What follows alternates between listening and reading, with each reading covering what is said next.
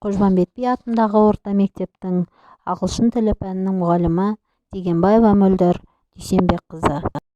Мектеп кеме, білім теңіз, толқында біз жүреміз. Желбіреген ақ желкенім, ұстазым сенсің ертеңім. Иә, мектеп, білім және ұстаз деген ұғымдар, ұлы сөздер бір-бірімен тығыз байланысты.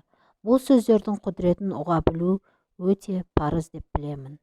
Қожбанбет би атындағы орта мектептің шәкірттері өте білімді, дарынды деп, ал мектебімізді ерекше мақтанышпен айтқым келеді. Мектеп білім тірегі, ұстаз оның жүрегі демекші. Ұстаздық жолды таңдағаныма мүлдем өкінбеймін. Ал мектептегі ұстаздық жолым мен үшін ерекше ыстық ықыластарға және естеліктерге толы.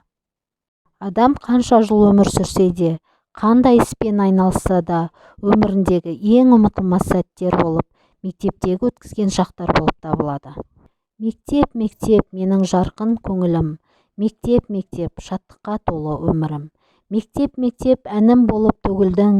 Мектеп, мектеп, анам болып көріндің.